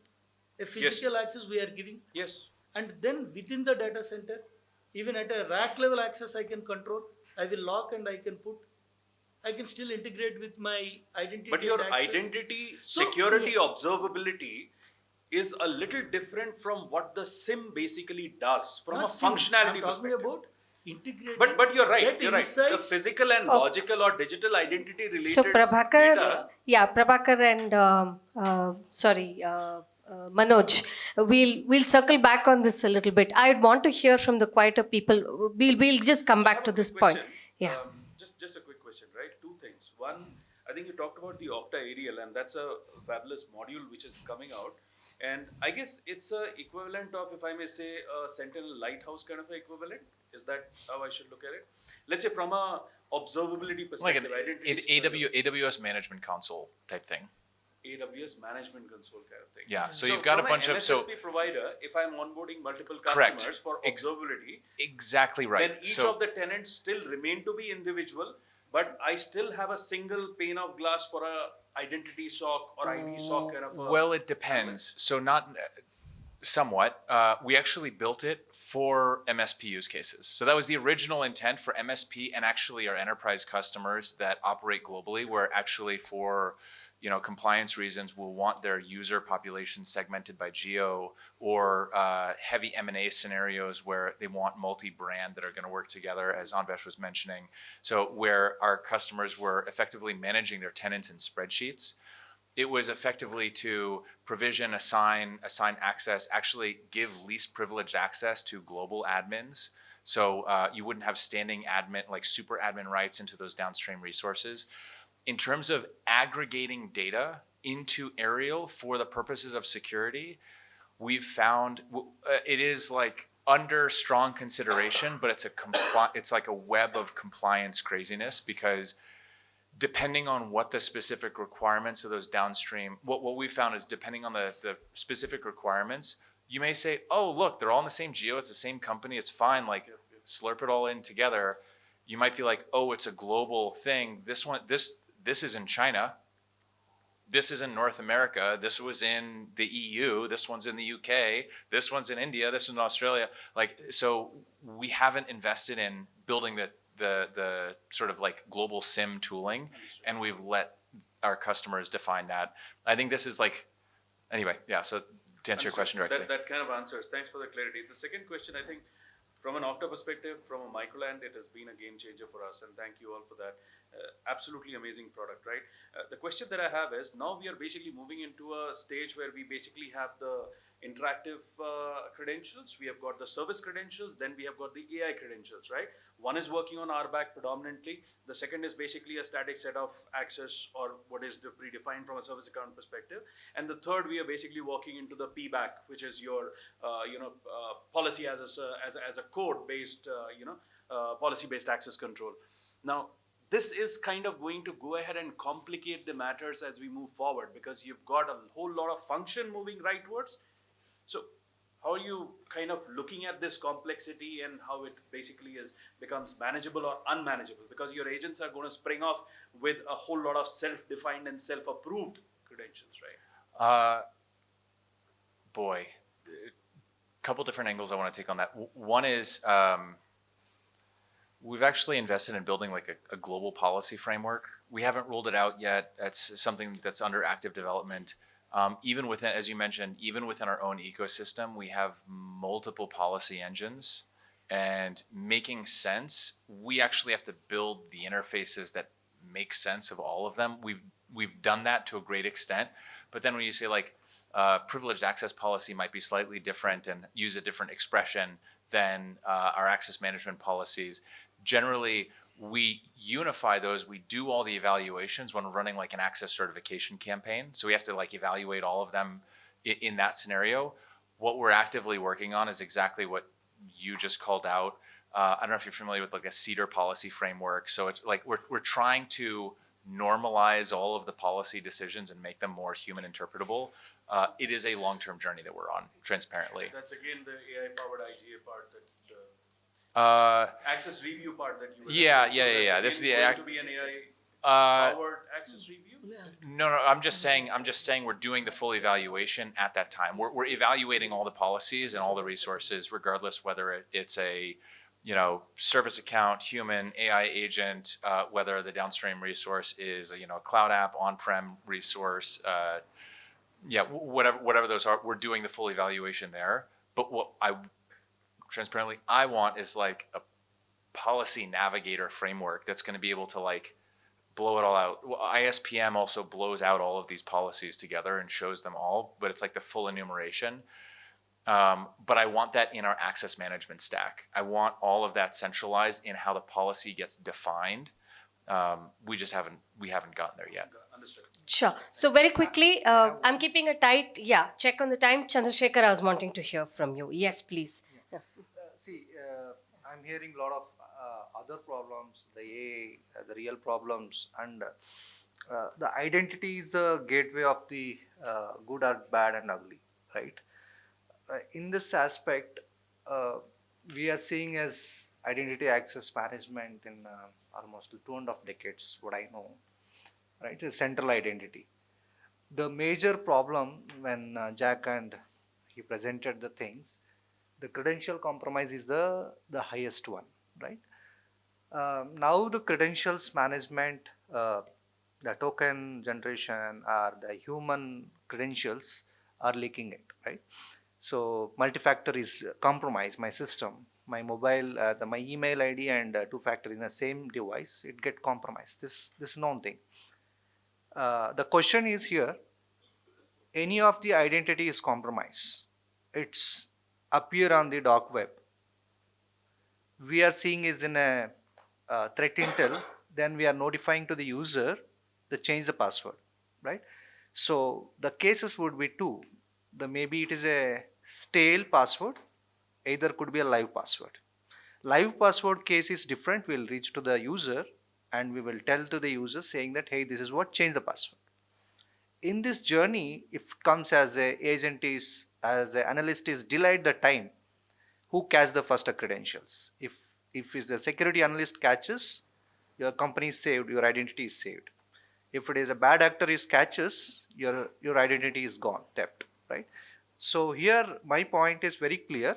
So is it possible to link my threat intel engine to my identity, saying that, hey, your credentials are appearing on the dark web, so block it immediately. This is a AI Yes. use case, Yes. right? So it means, Yes. if you talk about the downstream whatever application network infrastructure, that solves the problems, right? So entire exercise we are doing the identity, right? Whatever comes.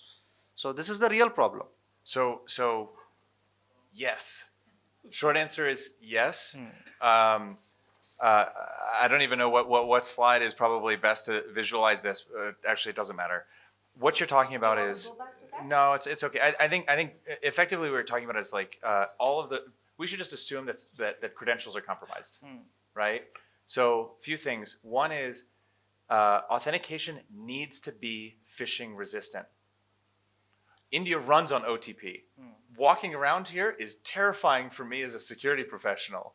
All of India runs on OTP. It's crazy. I mean, it's incredibly efficient. It's beautiful. It's elegant, but it's terrifying from a security standpoint.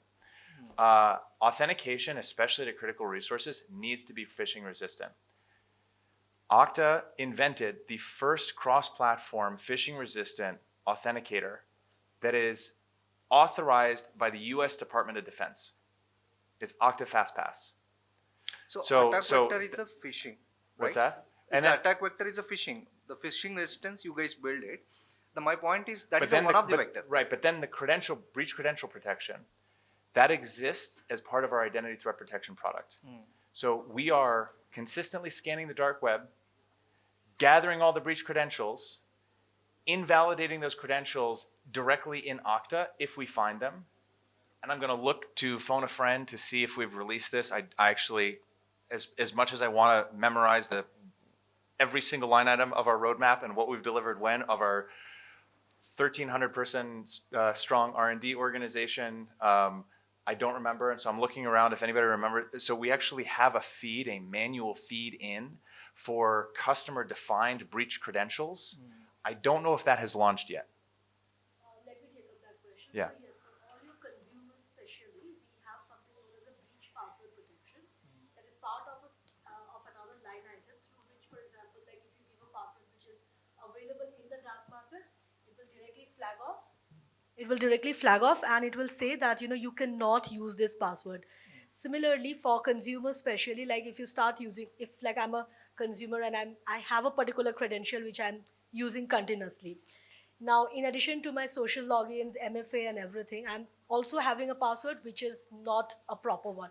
Maybe as similar as password @12345. So it will flag that and it will stop you. And it has happened. In fact, in one of the customers which we were discussing. Sorry to cut here. So you're telling about the onboarding the password. Not only onboarding, but even if like the consumer is using that password and maybe like for the last 1 month it was a normal password, but after that if it has been flagged, it will automatically give you an alert to the administrator that this person cannot continue with the same password. Is it? So- Is there a way to block it automatically? Can I do that? Yes. Yes. Okay. Good, sir. So one last one. So because this slide is very interesting, because infrastructure and application, I'm more interested on the application side. When integration is happening with IDP, is there a provision to give as a classification? Is a critical, non-critical, something like that? Yes, It'll- absolutely. Yeah. Absolutely. Yeah. Yes. So because the crown jewel is defining to the CISO or CISO team, Yes. it is a people say that according to their convenience they will say this is for me important. Yep. According to that is not important. We have strong application-based sign-on policies. I'll just say with application classification, it's not automated. You can define it yourself, but yes, absolutely. I think one of again, like SSO and MFA is where Okta started with the industry leader. I think Gartner just named us an industry leader for the 9th consecutive year, which is an eternity in technology, right? So yes, short answer is yes, Okay, absolutely. good to hear that. Yeah. I have a complaint with you. I told you we have a lot to talk. So you just became the listener and, threw your salvos towards Because the the end, right? leaders is discussing, I was a active ये listener. बहुत नाइंसाफी है, बहुत नाइंसाफी. You should have spoken much earlier, right? Anyways, nevertheless, Mukesh, I would like to hear from you. You've been incredibly silent before we get some closing comments from Shakil and No, I think Jack. as Chanda was mentioning, I was just listening to every peers here in the room, right? When it's an experience listening to them and hearing their thoughts and views, right? I mean, for us, the Credit B is it's into lending space, right? And we are multi-crowd, we are hybrid as well. So we are working with AWS, GCP, OCI, Azure, and on-prem setup as well, right?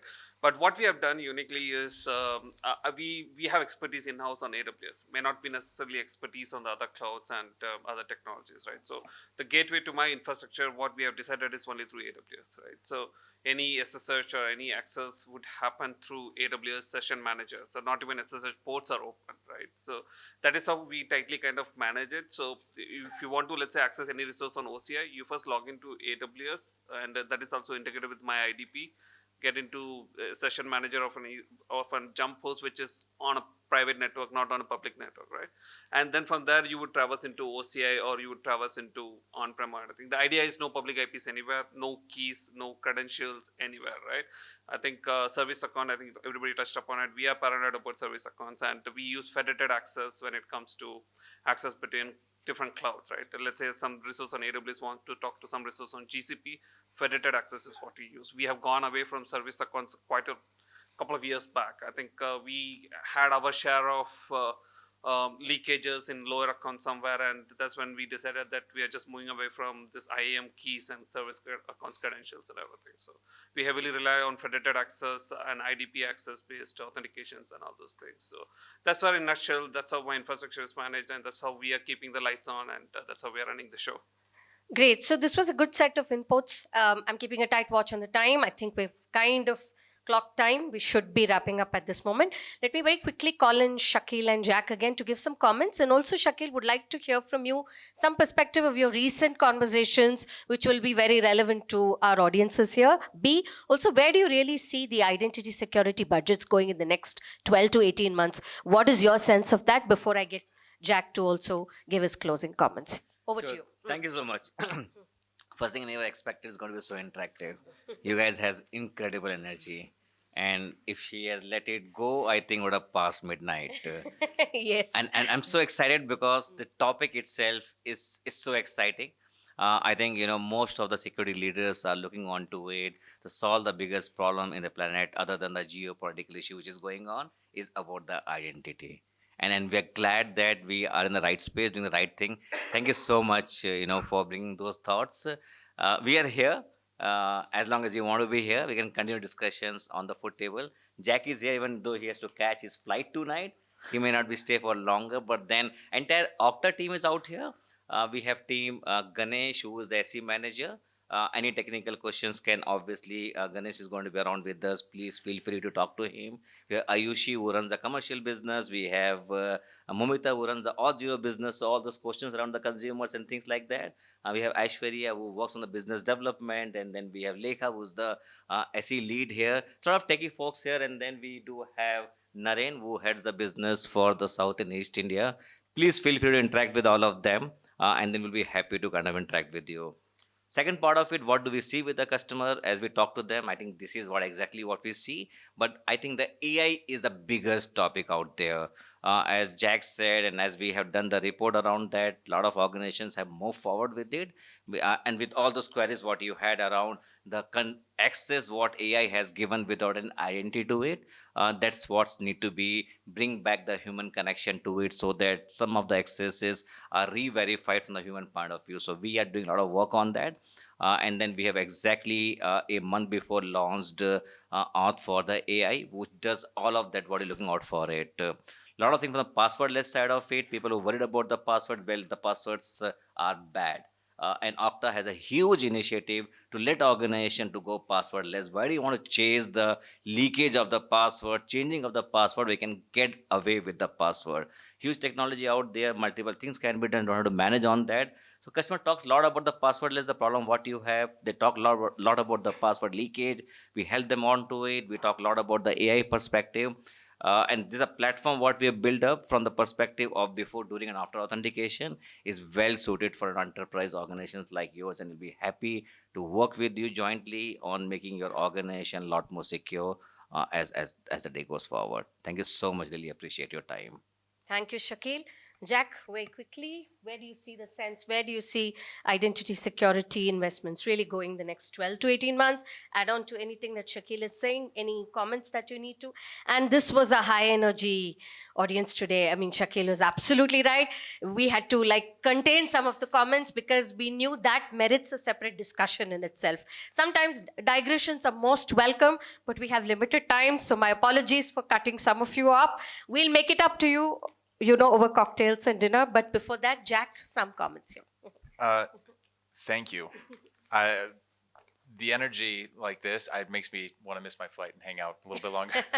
Oh, you have a flight? I do actually have a flight tonight. Oh, yeah. Okay. So we must be sensitive to that. No. It's okay. It's okay. This is literally why I'm here. This is phenomenal. Look, I love the energy. One of our company values is love our customers, right? It means listening in forums like this, engaging, hearing the discussion, hearing the back and forth, hearing you all, and building products that hope you all love so much that hopefully you buy from us. Love to hear from our current customers that appreciate it, appreciate the work that we do. I think where I see all the spend going is what we were all talking about here, right? Everyone was talking about securing AI. Shakil hit the nail on the head. Everyone knows, the vast majority of our organizations have AI running around already. How do we discover it? How do we control it? How do we govern it? And this whole identity security fabric concept was born out of a maniacal focus on listening to our customers and understanding where they want us to drive the industry. And so really do appreciate the feedback. I guess I'll leave you with one last thing just to remind us all, remind myself that I'm here in India. And again, this is a doubling down of our commitment to the Indian market, and making sure that you all know that we're here to listen. We're here to provide the absolute best customer experience for you all. And you should definitely speak to all of we call ourselves Octonauts. You should speak to all of the Octonauts here. Share your comments, share your feedback, share your concerns. We want to hear it. I definitely want to hear it. Really appreciate your time tonight. Thank you so much. Thank you so much. This was a fantastic discussion. So as Jack and Shakil said, it's a power-packed team out here. And I know Ganesh and Naren extremely well. We've worked before. So the entire team is here to kind of have interesting discussions further. So thank you so much. There's a feedback form also. If I could request all of you to quickly fill that up. So on behalf of ETCIO and Okta, this was a fantastic evening. Let's do a group picture together to record this event this evening so that we know Jack was in our midst. Thank you so much, Jack, and have a safe flight back. We'll not hold you up. And let's quickly kind of sign off for this part of the closed room discussion and move forward. Thank you so much.